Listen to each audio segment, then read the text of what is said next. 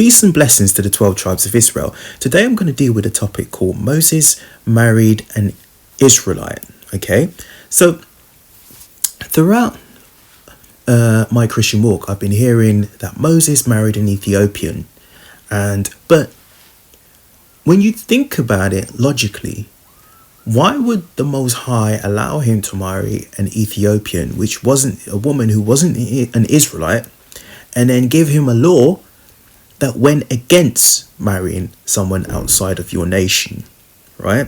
So he gave him a law that says that he cannot, or any of us cannot marry outside of our nation, which is Israel. So when you think about it, how does that make sense? Also, people normally say that Moses married a black woman, which is an Ethiopian. You know, you get these Edomite preachers, or just your average preacher, black preacher, and they would say this nonsense, and they would say, oh, Moses married a black woman, so that's interracial marriage. No, that's not true, right? So what they're assuming is that Moses is a white man and Zipporah is a black Ethiopian, because they see all black people based in Africa as being of the same nation of people. And we know within our walk, if you've awoken to be an Israelite, you know that the Lord created 18 nations, and a lot of those nations are in Africa. So you got the Cushites, which are the Ethiopians. You got the Egyptians. I think they put. You got the Parasites. You got the Amorites, etc., etc., etc. You got different nations that are based in Africa, and you got the Ishmaelites there as well, like in Algeria, you know, those type of places, Libya. You've got Ishmaelites, you've got Edomites based there, you know, in certain parts of South Africa, you've got Elamites. Elamites are Indians. So pretty much Africa is not just one family of people, you know, where it's just black people and they're all the same. No, there's different types of black people in different nations, different dark skin nations and different brown skin nations. Okay, there were 18 nations that were created after the flood. Okay, so now let's get into this, because like I said, it doesn't really make sense that Moses would marry a real Ethiopian if the Most High was going to set him up to be the head over the whole nation and to be the intermediary who gave Israel the law. It wouldn't have made sense for the Most High to do that. And like I've said many times on my channel, if it doesn't seem right, then we need more study, right? If it doesn't look right and it doesn't seem right, the Lord is prompting you to do more study. Okay, now this doesn't really sit very well with me, because, you know, very often when people are trying to promote interracial marriage, people mixing within the church, they will say, well, Moses married an Ethiopian, he married a black woman, you know, that's interracial marriage. Or they will say Ruth was a Moabite, you know, meaning Chinese, she married an Israelite, which was Boaz, you know. And then when you actually do more study, you realize that these people were not actually, you know, Ruth wasn't a Moabite. She wasn't a real Moabite. She was an Israelite. She was a woman. She was based on the plains of Moab. She wasn't a daughter of Moab. She was a woman of Moab, meaning she was based in that region, in the plains of Moab, which is different to Moab, the actual land that was given to Moab. And she married an Israelite, which was Boaz, you know. And when you read, you realize, oh, she wasn't really a heathen. She was actually an Israelite woman. And it's the same thing with this. Moses didn't actually marry a real Ethiopian. He just married an Israelite woman who was based in that particular region in Ethiopia back then, right? Which is slightly different to what we have now as Ethiopia. It was a different region, right? But they called it Ethiopia. Okay, so let's now go to Exodus 2, and we're going to read from 1 to 25. So it's Exodus 2, and we're reading from 1 to 25. And there went a man of the house of Levi and took a wife. So we're reading about the story of Moses, okay? So we're reading literally about his beginning, okay? And there went a man of the house of Levi and took to a wife a daughter of Levi. And the woman conceived and bare a child. When she saw him that he was a godly child, she hid him 3 months. And when she could no longer hide him, she took for him an ark of bulrushes, and dabbed it with slime and with pitch, and put the son therein, and she laid it in the flags by the river brink. Now, let me set the story up, right? Pharaoh sent out the order to kill all the boy babies, okay, because he saw Israel as being a threat in Egypt, okay? Midwives weren't really doing the job. So therefore, he sent out the order that every single boy baby should be killed, right? So they are now, Moses was a Levite, so he was an Israelite, okay? So his mom sought to hide him, okay? Because she didn't want him to be killed, okay? So let's read, I tell you what, let's read Exodus 1:22. And Pharaoh charged all his people, saying, every son that is born ye shall cast into the river, and every daughter ye shall save alive. So he wanted to kill the boys, but not the girls, okay? Because Pharaoh knew in his heart that if you kill the boy babies, that means the seed is finished, okay? Because the seed always goes by the man, okay? So let's read it again. Chapter 2:1. And there went out a man of the house of Levi, took to wife a daughter of Levi, and a woman conceived and bare a son. And when she saw him that he was a godly child, she hid him 3 months. And when she could no longer hide him, she took for him an ark of bulrushes, and dabbed it with slime and with pitch, and put the child therein, and she laid it in the flags of the river bank. And his sister stood afar off, to wit what would be done to him. And the daughter of Pharaoh came down to wash herself at the river, and her maidens walked along by the riverside. And when she saw the ark among the flags, she sent her maid to fetch it. And when she had opened it, she saw the child, and behold, the babe wept. And she had compassion on him, and said, this is one of the Hebrews' children. Then said his sister Pharaoh's daughter, shall I go and call to thee a nurse of Hebrew women, that she may nurse the child for thee? 8. And the Pharaoh's daughter said to her, go, and the maid went and called the child's mother. And Pharaoh's daughter said unto her, take this child away, nurse it for me, and I will give thee thy wages. And the woman took the child and nursed it. Okay. 10. And the child grew, and she brought him unto Pharaoh's daughter, and he became her son, and she called his name Moses. And she said, because I drew him out of the water.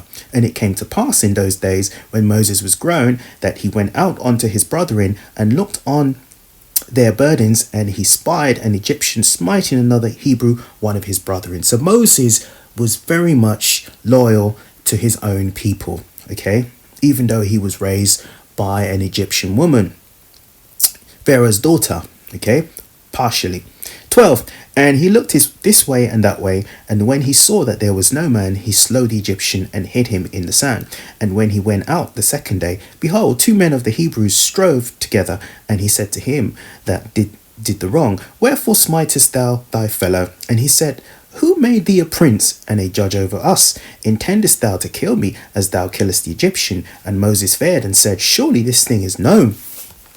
Okay, so Moses smite the Egyptian that killed the Israelite man, okay, the Hebrew man. And then 2 of his own brethren are trying to grass him up, trying to kill him, okay. Now, when Pharaoh heard this thing, he sought to slay Moses, okay. So the 2 men, let me read it again. I think I missed my step. 14. And he said, who made thee a prince and a judge over us? Intendest thou to kill me as thou killest the Egyptian? And Moses feared and said, surely this thing is known. Okay, so the 2 men were coming after him. Okay, now when Pharaoh heard this thing, he sought to slay Moses, but Moses fled from the face of Pharaoh and dwelt in the land of Midian, and he sat down by a well. So Moses fled out of the land of Egypt, and he was now dwelling in a Midian. Okay. Now the priests of Midian had 7 daughters, and they came and drew water and filled the troughs to water their father's flock. And the shepherds came and drove them away, but Moses stood up and helped them and watered their flock. And when they came to Roel is just basically Jethro, right? their father, he said, how is it that ye are come so soon today? And they said, an Egyptian delivered us out of the hand of the shepherds, and also drew water enough for us, and watered the flock. Okay? So basically, Raoul asked them, how is it that ye have come so soon today? And they said, an Egyptian delivered us out of the hand of the shepherds. Okay, so they associated Moses as an Egyptian. Why? Because that's the location in which he was from. Okay, so just to buttress this point, just to emphasize this point, so they said Moses married an Ethiopian, meaning the location in which Zipporah was from. Right, but they're now associating Moses as an Egyptian, meaning that's the location that he was from. Okay, so let's read 19 again. And they said, an Egyptian delivered us out of the hand of the shepherds, and also drew water enough for us, and watered the flock. 20, and he said unto his daughters, and where is he? Why is it that ye have left the man? Call him, that he may eat bread. And Moses was content to dwell with the man, and he gave Moses Zipporah his daughter. Okay, so this man, Jethro or Raoul, he gave one of his daughters to Moses, which is Zipporah. Okay, and he bare him a son, and called his name Josham, and said, I have been a stranger in a strange land. And it came to pass in the process of time that the king of Egypt died, and the children of Israel sighed by reason of bondage. And they cried, and their cry came up unto God by reason of the bondage. And God heard their groaning, and God remembered his covenant with Abraham, Isaac, and Jacob. And God looked upon the children of Israel, and God had respect unto them. So God was ready now to give Israel their due. Okay, the covenant that he promised to Abraham, Isaac, and Jacob. Okay, so we're now in chapter 3. Now Moses kept the flock of Jethro. Okay, so we're reading chapter 3, and we'll read from 1 to 8. Okay, now Moses kept the flock of Jethro, his father-in-law, the priest of Midian, and he led the flock to the backside of the desert, and came to the mountain of God, even to Horeb. So Jethro was the priest of Midian. So he was a priest. Okay. 2, and the angel of the Lord appeared unto him in a flame of fire out of the midst of a bush. And he looked, and behold, the bush burnt with fire, and the bush was not consumed. And Moses said, I will now turn aside and see this great sight, why the bush is not burnt. And when the Lord saw that he turned aside to see, God called unto him out of the midst of the bush, and said, Moses, Moses. And he said, Here am I. He said, Draw not nigh hither. Put off thy shoes from off thy feet, for the place whereon thou standest is holy ground. Moreover, he said, I am the God of thy father, the God of Abraham, the God of Isaac, the God of Jacob. And Moses hid his face, for he was afraid to look upon God. So God literally appeared to Moses. Okay, and the Lord said, I have surely seen the affliction of my people which are in Egypt, and have heard their cry by reason of their taskmasters, for I know their sorrows. And I am come down to deliver them out of the hand of the Egyptians, and to bring them out of the land unto good land, and enlarge unto land flowing with milk and honey, unto the place of the Canaanites, and the Hittites, and the Amorites, and the Perizzites, and the Habbatites, and the Jebusites. They were all these nations were primarily Hamites. Okay. And they were in the land of Israel. Okay, so the Lord is saying, you're going to get rid of these. On your way, you're going to get rid of these nations, and I'm going to give you the land that I have promised you. Okay, so let's now go to Exodus 4. So Moses was still in Midian when the Lord appeared to him in the bush, in the burning bush. Okay, so let's now read Exodus 4. So we're reading Exodus 4. And we are reading from 6 to 9. And the Lord said furthermore unto him, put now, so the Lord is showing Moses that he is God. Okay. So the Lord is showing Moses that he is God, and he's doing these miracles to Moses, these miracles to Moses, so that Moses is convinced of his power. Okay. So let's read. So that's the setup to here. So let's read from 6. And the Lord said furthermore unto him, Put now thy hand into thy bosom. And he put his hand into his bosom. And when he took it out, behold, his hand was leprous as snow. So his hand turned white. Okay, so Moses was a black man because he was a Hebrew, right? Israelites were black and the Egyptians were black people too. Okay. And so he took his hand out and he was leprous as snow. 7. And he said, Put thy hand into thy bosom again. And he put his hand into his bosom again, plucked it out of his bosom, and behold, it was turned again as his other flesh. So it was turned back to his normal complexion, which is black or dark brown, right? 8.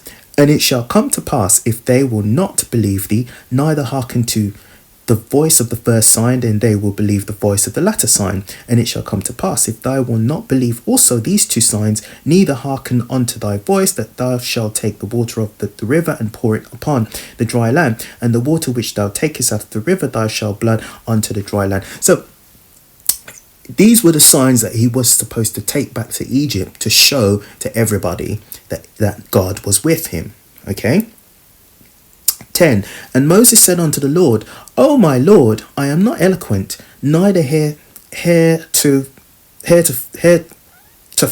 nor since thou hast spoken unto thy servant, but I am slow of speech and of a slow tongue. Okay, so Moses was, because he was raised partially by the Egyptians, he wasn't too keyed up with Hebrew as with the other Israelites, right, that spend more times amongst their brethren. Okay, so he was very concerned about that. He didn't have the speech to command the people.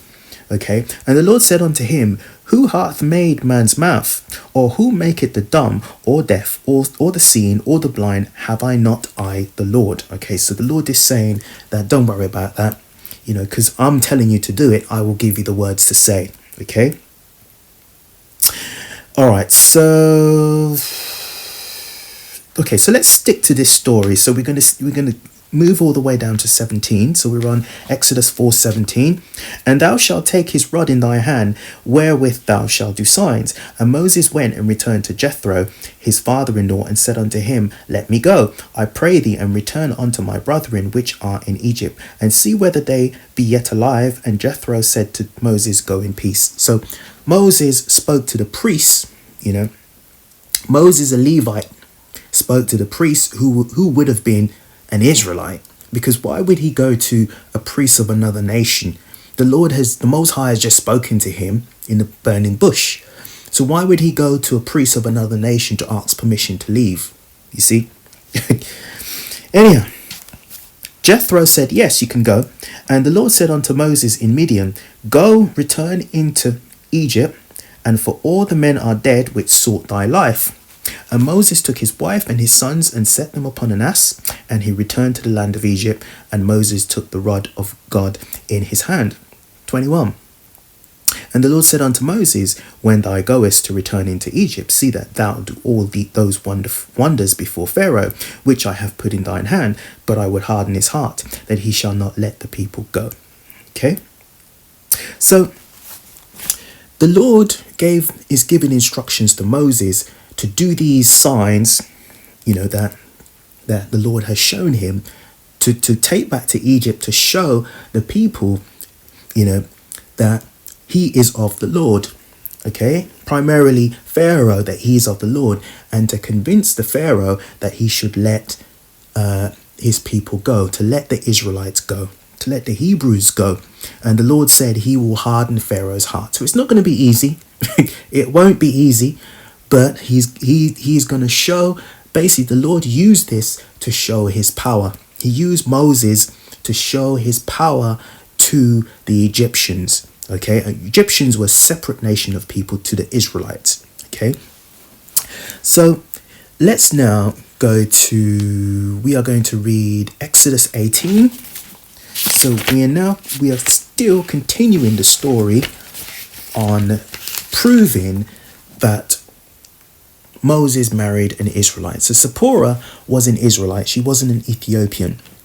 She was called an Ethiopian because of, primarily because of where she lived, which is the Median. Okay. So Exodus 18. So we're going to read pretty much the whole chapter. We're going to have to read the whole chapter. Okay. So read from 1. When Jethro, the priest of Midian, Moses' father-in-law, heard of all that God had done for Moses and for Israel his people, and that the Lord had brought Israel out of Egypt, then Jethro, Moses' father-in-law, took Zipporah, Moses' wife, after he had sent her back. Okay, so Moses sent her back probably for her own safety. Okay, and her 2 sons, of which the name of one was Gershom, but he said, I have been an alien in a strange land. And the name of the other was Eleazar, for the God of my father said he was mine help and delivered me from the sword of Pharaoh. Okay, continue to 5. And Jethro, Moses' father-in-law, came with his sons and his wife unto Moses into the wilderness, where he encamped at the mount of God. Okay, so Moses was out of Egypt, and he was in the wilderness. They were in between Egypt and Israel, on their route to Israel. Okay. And he said unto Moses, I, thy father-in-law Jethro, am come unto thee, and thy wife and their 2 sons with her. And Moses went out to meet his father-in-law, and did obeisance, and kissed him, and they asked each other of their welfare, and they came into the tent. So, bearing in mind, Moses has now taken the nation of Israel outside of Egypt, right? And Moses is listening to the Most High. Why would he take a heathen priest at that? Because if he was not an Israelite, first of all, what would he be a priest of? It would have been a god which wasn't Israel. He would have been idolater, because he would have been worshipping another nation's god, right? And the Bible doesn't specifically say that he was from another nation, so we can only obviously assume that he was an Israelite because he was accepted into the camp. Okay? All right. 7. And Moses went out to meet his father-in-law. Okay, so we've done that bit. 8. And Moses told his father-in-law all that the Lord had done unto Pharaoh and to the Egyptians for Israel's sake, and all the trouble that had come upon them by the way, and how the Lord delivered them. Okay, and Jethro rejoiced for all the goodness which the Lord had done to Israel, whom he had delivered out of the hand of Egyptians. Again, why would Jethro rejoice of Israel destroying the other nations, primarily Egyptians, which were Hamites? Why would he rejoice over Israel destroying another nation? It doesn't make any sense, right? So Jethro rejoiced all the goodness, mind you, which the Lord had done to Israel, whom he had delivered out of the hand of Egyptians. If Jethro wasn't an Israelite, he wouldn't be seen dead there. Right? 10. And Jethro said, Blessed be the Lord, who had delivered you out of the hand of the Egyptians, and out of the hand of Pharaoh, who had delivered the people from under the hand of the Egyptians. Now I know that the Lord is greater than all gods, for in the thing wherein they dwelt proudly he was above them. So Jethro is saying the Lord is greater than all gods, but yet still he's a Median priest. What would he be a Midianite priest of? He must have been an Israelite. He must have been a Leviticus priest. He must have been a Levite priest. He must have been a Levite priest. Okay, let's carry on. And I know that the Lord is greater than all gods, for in the thing wherein they dwelt proudly, he was above them. Okay. And Jethro, Moses' father-in-law, took a burnt offering and sacrifices for God, and Aaron came and all the elders of Israel to eat bread with Moses, father-in-law, before God. Right? So Jethro, Moses' father-in-law, took a burnt offering and sacrifices for God, and Aaron came and all the elders of Israel to eat bread with Moses, father-in-law, before God. So he took sacrifices unto the Israelites, and that was part of the law that was given to Israel, so which proves that he must have been an Israelite. 13. And it came to pass on the morrow that Moses sat to judge the people, and the people stood by Moses from the morning unto evening. And when Moses' father-in-law saw all that he did to the people, he said, "What is this thing that thou doest to the people? Why sittest thou thyself alone? All the people stand by thee from morning until evening." 15. And Moses said unto his father-in-law, "Because the people come unto me to inquire of God." 16. When they have a matter, they come unto me, and I judge between one and another, and I do make them know the statutes of God and his laws. And Moses' father-in-law said unto him, "The thing that thou doest is not good. Thou wouldest surely wear away both thou and this people that is that with thee, for this thing is too heavy for thee, and thou art not able to perform it thyself alone." So Jethro is saying to Moses, you'll wear yourself out. You can't do this. You can't be hearing every single person's problem and then give instruction on the law. You'll wear yourself out. It'll be too heavy for you, right? 19. Hearken now unto my voice, I will give thee counsel, and God shall be with thee. So God shall be with thee. So Jethro is telling Moses that God will be with him, and he's very, very sure that that will be the case. So he must have been an Israelite priest to actually be so sure about that. Okay, so just to recap a bit. So Jethro himself is saying to Moses that this is an instruction from God himself. So it's a counsel that is a God-inspired counsel. Him being a priest himself, well, we can kind of strongly assume that he was an Israelite priest, because why would he say, "Hearken unto my voice, I will give thee counsel, and God shall be with thee, but thou for the people to Godward, that thou mayest bring the causes unto God." Okay, so he's actually saying that his instruction, or his counsel I should say, is inspired by God, because he's a priest himself. So he must have been an Israelite priest, right?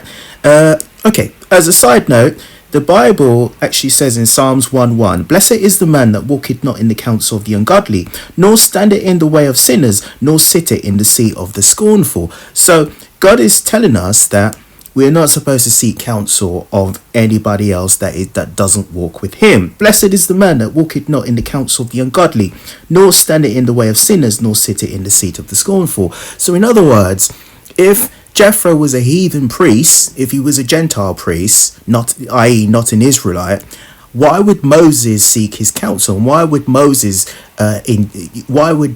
take his counsel and actually enforce his counsel in the nation of Israel? It doesn't make any sense. So he must have been an Israelite priest. So if he was an Israelite priest, it meant that his daughter was an Israelite, because the Bible goes by the seed of the father. Let's continue. "Be thou for the people to Godward, that thou mayest bring the causes unto God." 20. "And thou shalt teach them ordinances and laws, and shall show them the way wherein they must walk, and the work that they must do."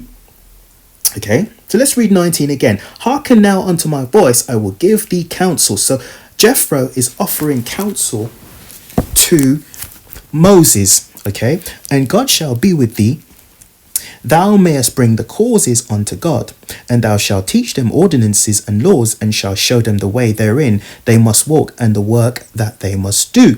So Jethro is now giving Moses counseling. Okay, so why would Moses take counseling from a non-Israelite man? It doesn't make any sense, and a priest at that.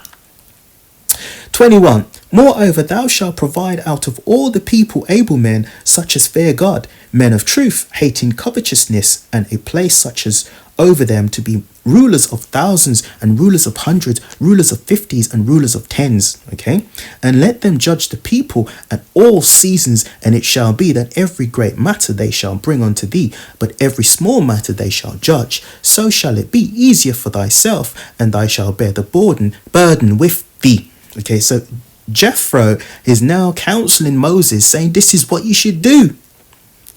Just get rulers of thousands, rulers of hundreds, rulers of fifties, rulers of tens. Let them judge the people at all seasons. It shall be that every great matter they shall bring unto thee, but every small matter they shall judge. So shall it be easier for thyself, and they shall bear the burden with thee.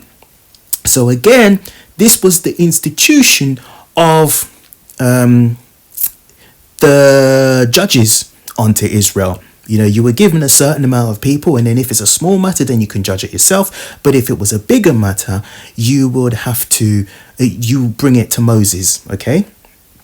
23, if thou shalt do this thing, and God command thee so, then thou shalt be able to endure, and all this people shall also go to their place in peace. So Moses hearkened to the voice of his father-in-law, and did all that he had said.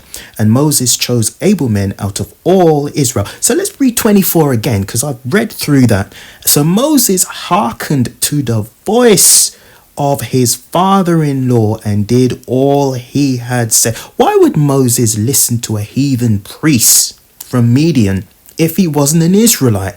Doesn't make any sense.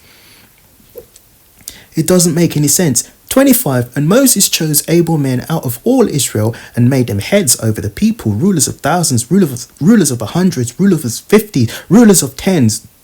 And they judged the people at all seasons. The hard causes they brought unto Moses, but every small matter they judged themselves. And Moses let his father-in-law depart, and he went his way into his own land. So Jethro was a priest in Midian, and he was an Israelite priest.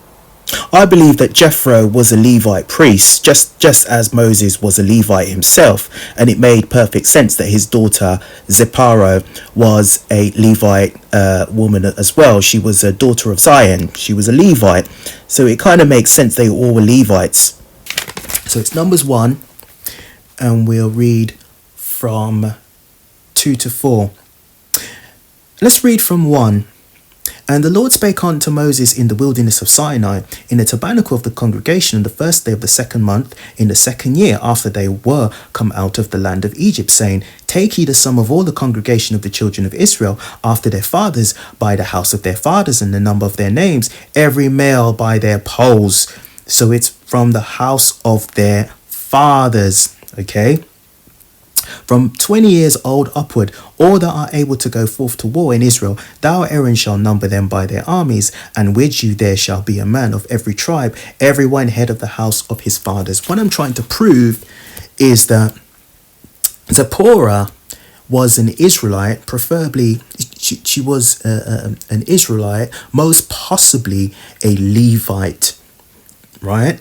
Because her father was a Levite priest, okay? So Zipporah was an Israelite via the seed of her father, okay? Because that's what determines who you are, is the seed of your father. Okay, so let's go to Numbers 1, and we're going to read 18.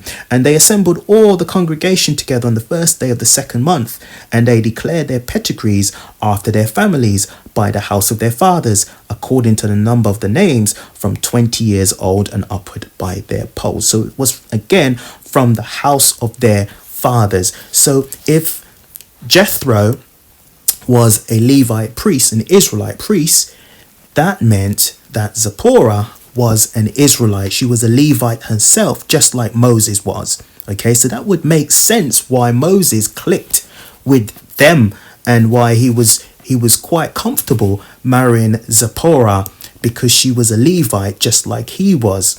Okay, so let's purchase the point and let's go to Leviticus. So we're going to prove that it was the Levite priest that was given the priesthood. Okay, so let's go to Leviticus 21 and we'll read from 12 to 15. Okay, so let's now go to Leviticus 21 and we're going to read from 12 to 15. Now, the reason why I'm going here is just to prove that with the priesthood, the law states that you're only supposed to marry your own people from your own tribe, basically. Okay, so a Levite priest was only to marry a woman from his own tribe, and obviously a Levite woman was only supposed to marry a man from her own tribe, because it's a special seed, it's a priesthood seed. Okay, now obviously this Moses met Zipporah before the Mosaic law was enforced, before it was brought in, but in some cases there was bits of the law that were kind of there, that Israelites were kind of upholding somewhat, although it wasn't official, as noted in the Bible. But what we can kind of, the way how we can kind of see it is that the Most High would have chose Moses because he was a Levite, because he knew that he was going to set up the priesthood officially, and he wanted Moses to choose a Levite woman so that that priesthood would be solid. Because how would it look if Moses was to set up the priesthood officially in Israel when Israel was let loose from Egypt, and Moses was married to someone of another nation, and then the law was you can only marry your own people? It wouldn't have made any sense. So it would make better sense if the Lord would have allowed him to marry Zipporah, who was a Levite herself. So that's the kind of argument that I'm kind of bringing up, because the Bible doesn't outright say that Zipporah was an Israelite or a Levite or anything like that. But however, we have to go by the Spirit. We have to go by the Spirit, and if things don't add up, then we need to kind of piece things together, because the Bible won't always directly say that this is the case. You just have to kind of piece it together, and then the Spirit will do the rest. Okay, we'll bring all things back to your remembrance. Okay, so let's get into this. Leviticus 21, and we'll read from 10 to 15. All right, so we're reading from 10. Let's read from 9 actually. And the daughter of any priest, if she profane herself by playing the whore, she profane it her father, and she shall be burnt with fire. And he that is a high priest among his brethren, upon whose head the anointing oil is poured, that is consecrated to put on the garments, shall not uncover his head nor rend his clothes. Neither shall he go in any dead body, nor defile himself for his father or for his mother. Neither shall he go out of the sanctuary, nor profane the sanctuary of his God, for the crown of the anointed oil of God is upon him. I am the Lord. Right?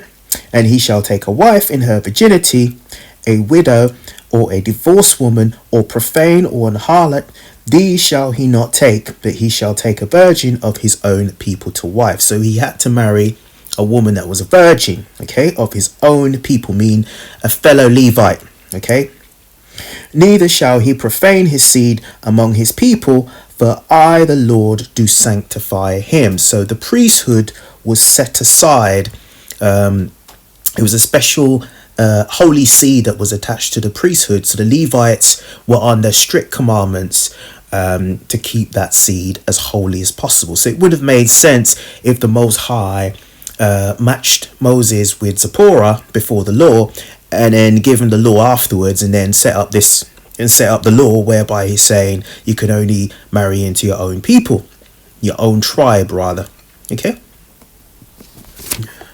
Okay, so let's now go to Numbers 36, and we are going to prove that the Levites were priests.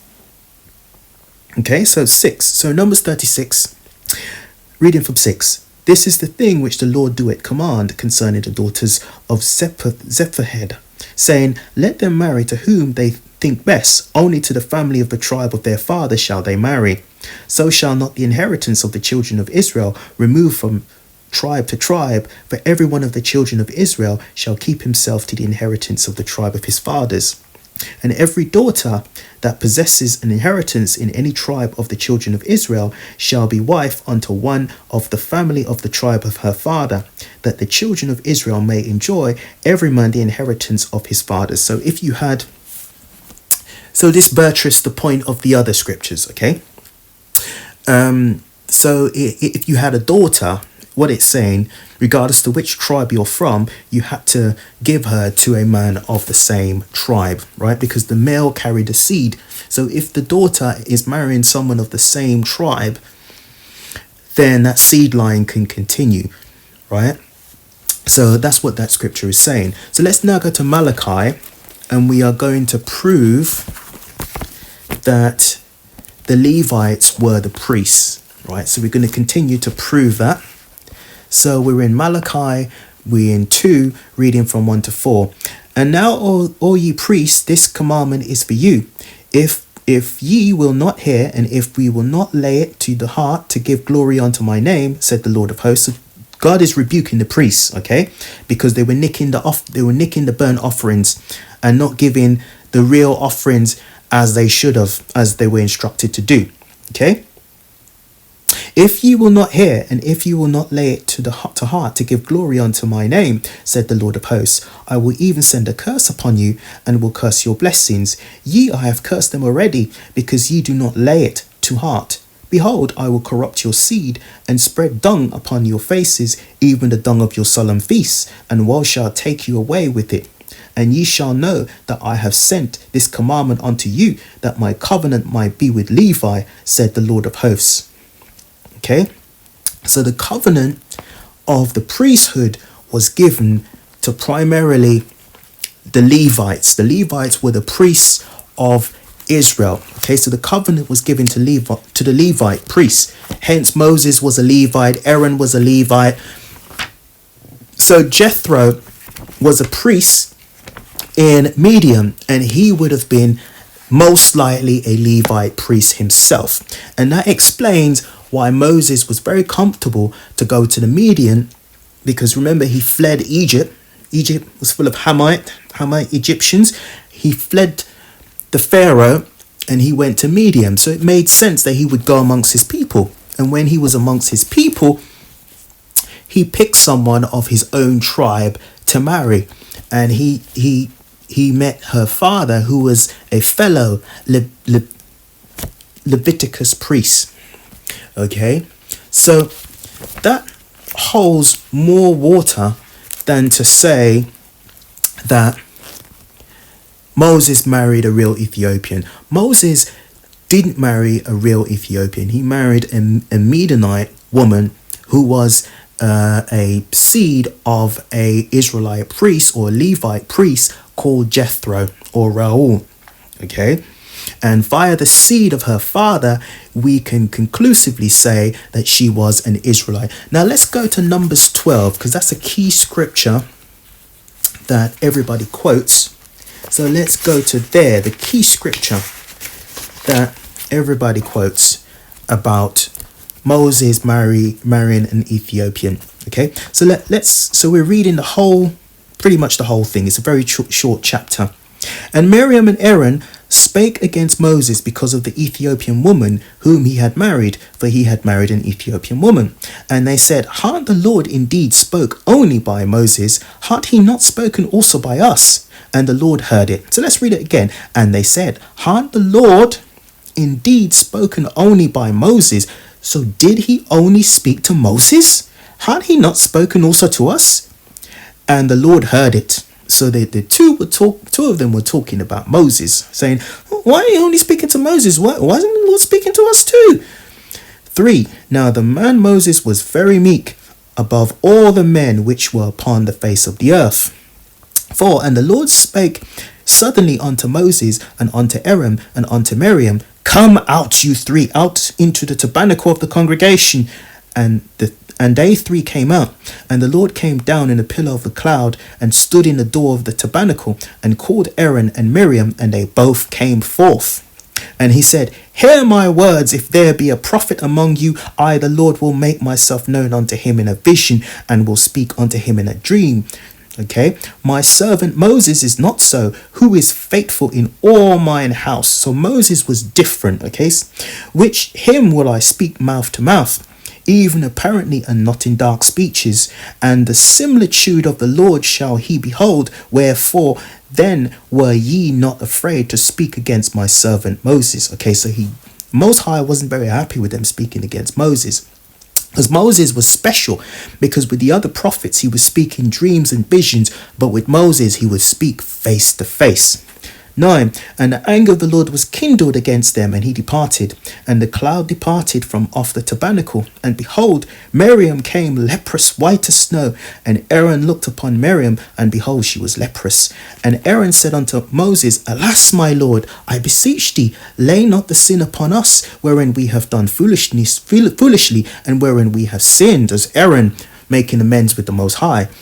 let her not be as one dead, of whom the flesh is half consumed when he cometh out of his mother's womb. So Miriam, who is a black woman, she was turned white as snow. She was leprous. Okay, so when your skin turns white, if you're a black person and your skin turns white, it is called leprosy. Okay. 12. Let her not be as one dead, of whom the flesh is half consumed when he cometh out of her mother's womb. So she looked like she was a newborn baby, her skin complexion. 13. And Moses cried unto the Lord, saying, heal her now, O God, I beseech thee. So Moses was making amends with the Lord on behalf of Miriam. And the Lord said unto Moses, if her father had but spit in her face, should she not be ashamed 7 days? Let her be shut out from the camp 7 days, and after that let her be received in again. Miriam was shut out of the camp 7 days, and the people journeyed not till Miriam was brought in again. And afterward the people removed from Hazeroth the pitch in the wilderness of Paran. Okay, so they were speaking against Moses because they thought, did God tell him to marry an Ethiopian woman? Because Moses, one of the laws was we should not intermarry. That was one of the laws. We were not supposed to intermarry. And they were like, did Lord marry an Ethiopian woman? And the Lord said, the Lord pretty much says, it's none of your business. I spoke to Moses face to face. So don't worry about it, because they didn't really understand. They didn't understand. And what really, the key thing about this was that they were upset that she wasn't from the same people as they were. She was from a different location, right? They may have known that she was an Israelite woman, or maybe they didn't. But she was from a different location. But what the Most High was saying to them was, don't worry about that, because I spoke to Moses. You worry about your own self. Whatever I say to Moses, Moses does. So you worry about what Moses is saying to you, and I'll worry about what I say to Moses. So the Most High was making a point. Now, me personally, I don't think the Most High would have chose Moses if he didn't choose an Israelite wife. If his wife wasn't from the Leviticus priest line, he wouldn't have. I don't think the Lord would have chose Moses if his wife wasn't from that particular seed line. Okay, and the fact that he was in Midian and he had a priest called Jethro, who was obviously giving him counsel and giving him advice, that was all orchestrated by the Most High.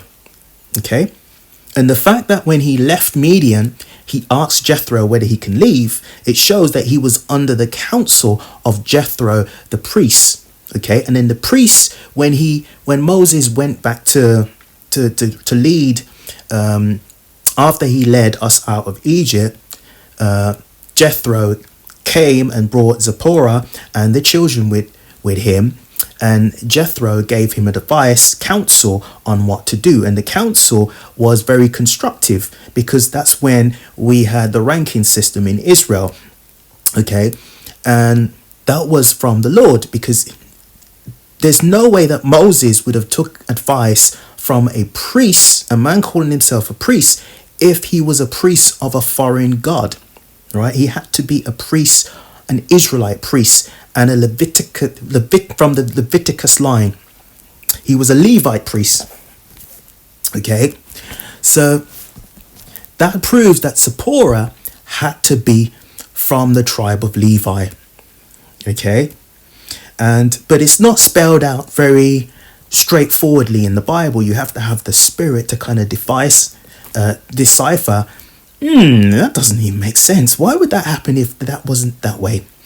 Because the law was we cannot intermarry. That was very firm law from Nehemiah, from Isaiah, from Ezra, etc., etc. We were not supposed to intermarry. So why would the Lord make Moses pretty much the leader of Israel, the head of Israel, if he was married to a heathen wife? It wouldn't make any sense, because how would he now tell Everybody else, all the other men in Israel, you can't marry a strange nation. You can't marry a heathen nation when he was when he was married to a heathen woman himself. It wouldn't have made any sense. So that proves that Moses was married to an Israelite, not a real Ethiopian. Okay, brothers and sisters, I hope you were edified by this. Shalom.